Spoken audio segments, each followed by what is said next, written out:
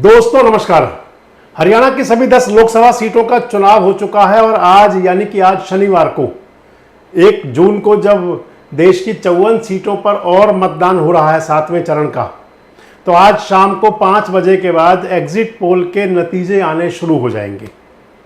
Exit poll कि कौन चुनाव जीत सकता है, इसके अनुमान सर्वे एजेंसियों की नज़र में। और इस सब के बीच में आपसे बात करने चला हूं मैं हरियाणा की एक प्रमुख लोकसभा सीट सिरसा को लेकर। सिरसा लोकसभा सीट जिसे लेकर के कि कांग्रेस कंफर्म है कि ये चुनाव जीतने जा रही है सिरसा का, और भारतीय जनता पार्टी के खेमे में भी अंदरूनी तौर पर माना जा रहा है कि यहां टाइट है कंडीशन, अशोक तंवर चुनाव हार सकते हैं। तो सिरसा लोकसभा के अंदर अब की बार कई बातें बड़ी अजब गजब थी। पहली बात तो ये कि दोनों कैंडिडेट जो कांग्रेस और बीजेपी के कैंडिडेट, कांग्रेस की कैंडिडेट कुमारी सैलजा और बीजेपी की कैंडिडेट अशोक तंवर, डॉक्टर अशोक तंवर, दोनों ही कांग्रेस के प्रदेश अध्यक्ष रह चुके हैं।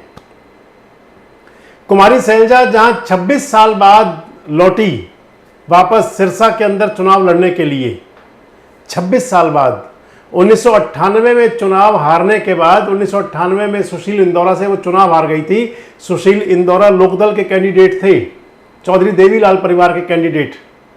चुनाव उनसे हारी तो उसके बाद वापस अंबाला चली गई, अंबाला लोकसभा में राजनीति की, और अब फिर वापस लौट करके आई 26 साल बाद सिरसा में। और दूसरी तरफ अशोक तंवर हैं जो 2019 के लोकसभा चुनाव के बाद कांग्रेस छोड़ने के बाद आम आदमी पार्टी की परिक्रमा, तृणमूल कांग्रेस की परिक्रमा, कई परिक्रमाएं करने के बाद भारतीय जनता पार्टी में शामिल हुए। मैं आगे बढ़ने से पहले आपको ये बता दूं कि अगर अशोक तंवर यहां पर चुनाव हारते हैं तो उनकी हारने की हैट्रिक बन जाएगी, और मैं समझता हूं कि उनके राजनीतिक सूर्य का अवसान हो जाएगा। और अगर अशोक तंवर चुनाव जीतते हैं तो फिर वो 10 साल बाद एक बार फिर से मेन स्ट्रीम में आ जाएंगे। दूसरी तरफ अगर कुमारी सैलजा चुनाव जीतती हैं तो आप ये मान करके चलें वो हरियाणा के अंदर एक बहुत पावरफुल नेता बन जाएंगी कांग्रेस की, क्योंकि एक ही सीट मिली एसआर के गुट को, सिरसा की सीट, और अगर सिरसा उन्होंने जीत लिया तो फिर वो बहुत पावरफुल होंगी कांग्रेस की राजनीति के अंदर। जो कुमारी सैलजा है वो कांग्रेस में कितनी महत्वपूर्ण है या कांग्रेस में उनका कितना सिस्टम है, आप यूं मान लें कि प्रियंका गांधी वाड्रा ने एकमात्र रोड शो किया पूरे हरियाणा में, और वो किया सिरसा के अंदर। एक रैली उन्होंने पानीपत में की और एक सिरसा में रोड शो किया। और सिरसा के रोड शो के दौरान जिस प्रकार आत्मीयता के साथ कुमारी सैलजा के साथ में प्रियंका गांधी वाड्रा बातचीत कर रही थी, वो बता रहा था कि गांधी परिवार और सैलजा के बीच कितनी अच्छी ट्यूनिंग है। अगर सैलजा चुनाव हार जाती हैं तो फिर उनको वो झटका फिर से लग जाएगा जो उनको 26 साल पहले लगा और उनको सिरसा छोड़ने को मजबूर कर गया। अब मैं आपसे बात करता हूं कि सिरसा का पॉलिटिकल सिनेरियो क्या है, सिरसा के राजनीतिक हालात क्या रहे अब की बार। एक तरफ अशोक तंवर हैं जिन्होंने कि पार्टी आला कमान को बता दिया है कि भीतरघात बहुत हुई, और जब कोई भी नेता चुनाव परिणाम आने से पहले इस प्रकार की शिकायतें करना लग जाए तो फिर आप समझ सकते हैं कि वहां की स्थिति क्या है। और दूसरी तरफ कुमारी सैलजा हैं। कुमारी सैलजा के लिए भी कहा तो ये गया कि भीतरघात उनके साथ भी हुई। कहा तो ये जा रहा है कि भूपेंद्र सिंह हुड्डा गुट ने कुमारी सैलजा का पूरी तरह से साथ नहीं दिया, लेकिन इसके बावजूद ये भी कहा जा रहा है कि कुमारी सैलजा ने ना तो कहीं कोई शिकायत की है, और कुमारी सैलजा जिस प्रकार से आश्वस्त हैं उससे लगता है कि वो सीट जीतने को लेकर पूरी तरह आश्वस्त हैं। आपको मैं सिरसा का पॉलिटिकल सिनेरियो और बताऊं तो सिरसा लोकसभा ऐसी है कि जिसने लगातार दूसरी बार किसी भी नेता पर भरोसा नहीं जताया। बहुत कम मौके ऐसे रहे हैं। 1998 के चुनाव में सुशील इंदौरा चुनाव जीते थे, और सुशील इंदौरा ने चुनाव में हराया था कुमारी सैलजा को। 1999 में सुशील इंदौरा फिर चुनाव जीत गए। 2004 का चुनाव आया तो आत्माराम गिल चुनाव जीते यहां से।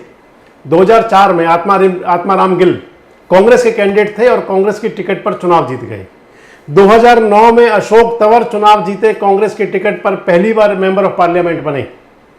2009 के बाद में 2014 का चुनाव अशोक तंवर फिर लड़े कांग्रेस की टिकट पर ही, और उनको चरणजीत सिंह रोड़ी ने चुनाव में हरा दिया। चरणजीत सिंह रोड़ी इंडियन नेशनल लोकदल के कैंडिडेट थे। 2019 का चुनाव फिर लड़े कांग्रेस की टिकट पर अशोक तंवर, दूसरी बार फिर हार गए। उनको चुनाव हरा दिया सुनीता दुग्गल ने। सुनीता दुग्गल पहली बार सांसद बनी और पहली ही बार 2019 में कमल खिला, लेकिन सुनीता दुग्गल का टिकट काट दिया भारतीय जनता पार्टी ने और उनके स्थान पर टिकट मिल गया अशोक तंवर को। 2024 के चुनाव के लिए वो सुनीता दुग्गल, जो कि भारतीय जनता पार्टी की उस स्थिति में सीट बचाकर लाई थी, कमल खिलाकर लाई थी पहली बार, लेकिन इसके बावजूद उनको दरकिनार किया गया, उनका टिकट काटा गया और टिकट मिला अशोक तंवर को। अशोक तंवर को टिकट मिलने के बाद से ही उनकी जो विरोध की मुहिम शुरू हुई थी वो पूरा चुनाव रही। कहीं उनका किसान विरोध कर रहे थे, कहीं उनका सिख समाज के लोग विरोध कर रहे थे, तमाम प्रकार का विरोध सामने झेलना पड़ रहा था। और दूसरी तरफ जैसे ही कुमारी सैलजा को टिकट डिक्लेयर हुआ कांग्रेस से, तो कुमारी सैलजा को जैसे लोगों ने हाथों हाथ ले लिया, हाथों हाथ लिया। कुमारी सैलजा ने भी कह दिया कि जन्म जन्मांतर का रिश्ता है सिरसा के साथ में। आपको मैं अगर सिरसा के बारे में बताऊं तो यहाँ की स्थिति कुछ ऐसी रही है कि अगर यहाँ पर जो वोटर है चौधरी देवीलाल के परिवार का, यानी कि इंडियन नेशनल लोकदल और जेजेपी का, 2014 के चुनाव के बाद यहाँ पर इंडियन नेशनल लोकदल कमजोर हो गई। 14 के चुनाव में, जिसमें कि वहाँ से सांसद चरणजीत सिंह रोड़ी बन गए थे, लेकिन उसके बाद पार्टी दो फाड़ हुई और 2019 के चुनाव में बड़ी दयनीय स्थिति बनी। 2019 के चुनाव के अंदर इंडियन नेशनल लोकदल और जननायक जनता पार्टी का जो वोटर था वो भारतीय जनता पार्टी की तरफ चला गया, बीजेपी की तरफ। और बीजेपी की तरफ जाने का परिणाम ये हुआ कि वहाँ पर भारतीय जनता पार्टी की कैंडिडेट चुनाव जीती। और 2024 का चुनाव जिसके अंदर की जननायक जनता पार्टी के कैंडिडेट रमेश खटक थे और कैंडिडेट इंडियन नेशनल लोकदल के भी थे, नरवाना के पूर्व विधायक के पोते को टिकट दिया अभय सिंह चौटाला ने। लेकिन ये दोनों पार्टियां, क्योंकि जेजेपी और इंडियन नेशनल लोकदल इस समय राजनीतिक पतन के दौर पर जा रही थी, इसलिए राजनीतिक हवाएं और फिजाएं कुछ ऐसा संदेश दे रही हैं कि जैसे इंडियन नेशनल लोकदल और जेजेपी यानी कि चौधरी देवीलाल की विचारधारा का वोट अब की बार ट्रांसफर हुआ कांग्रेस कैंडिडेट कुमारी सैलजा के लिए। देवेंद्र बबली निर्दलीय विधायक हैं गोहाना के, और गोहाना सीट आती है सिरसा लोकसभा में। मौके पर उन्होंने छोड़ा और साथ दे दिया कुमारी सैलजा का, कांग्रेस की तरफ चले गए। सिरसा लोकसभा के अंदर दोस्तों जो सीटें हैं वो सिरसा है, एलनाबाद है, कालावाली है, डबवाली है, रतिया है, रानिया है, फतेहाबाद है, नरवाना है, 9 सीटें हैं। और सभी सीटों पर ये कहा जा रहा है, सभी सीटों पर केवल एक सिरसा को छोड़ करके कि सिरसा में कड़ा मुकाबला होगा और फतेहाबाद में मुकाबला हो सकता है, बाकी सभी सीटों पर कहा जा रहा है कि कुमारी सैलजा दमादम रही हैं। ये मैंने आपको पहले ही बता दिया कि अगर कुमारी सैलजा जीतती हैं, क्योंकि Kumari Selja as a CM project भी की जा सकती हैं कांग्रेस के अंदर, इसलिए उनको पूरा साथ और सहयोग मिला। और दूसरी तरफ अशोक तंवर के लिए मैंने बता दिया, या तो ये राजनीतिक अवसान का दौर हो जाएगा और या फिर वो थोड़ा सा आगे बढ़ जाएंगे। आपको क्या लगता है कि सिरसा में क्या होने जा रहा है? सबसे बड़ी बात यह है कि क्या वाकई अशोक तंवर के साथ भीतरघात हुई जिसका वो जिक्र कर रहे हैं? और आपको क्या लगता है कि क्या कुमारी सैलजा जो 26 साल बाद आई, उनको क्या सिरसा की जनता चुनने जा रही है? कमेंट्स बॉक्स में जरूर बताएं। जुड़े रहें हमारे साथ, देखते रहें देश रोजाना। हमारे साथ जुड़े रहने के लिए देखते रहिए देश रोजाना का YouTube चैनल सब्सक्राइब कीजिए। साथ ही देश रोजाना की खबरें सबसे पहले देखने के लिए प्रेस कीजिए बेल आइकन।